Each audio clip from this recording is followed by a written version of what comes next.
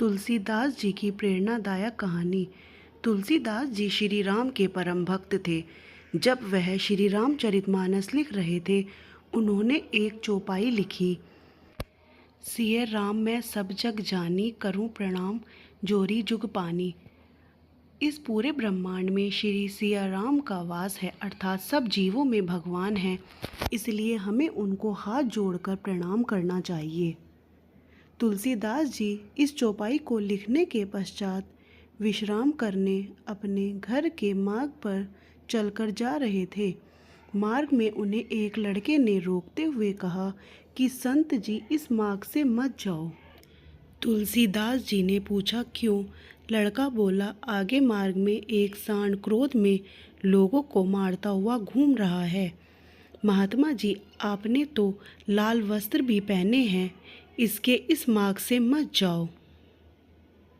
तुलसीदास जी ने मन में विचार किया कि क्या यह कल का बालक मुझे कुछ बताएगा। मैं जानता हूँ कि सब में श्री राम का वास है। मैं उस बैल को हाथ जोड़कर शांति से निकल जाऊंगा। लेकिन हुआ उसके विपरीत। उस गुस्सैल बैल ने तुलसीदास जी को टक्कर मारी और वह गिर गए। इस घटनाक्रम के पश्चात तुलसीदास जी विश्राम करने जाने की बजाय सीधे उस स्थान पर पहुँचे जहाँ पर वह रामचरितमानस की रचना कर रहे थे। वह जैसे ही उस चौपाई को फाड़ने लगे, हनुमान जी प्रकट हुए और पूछने लगे कि आप इस चौपाई को क्यों फाड़ रहे हैं।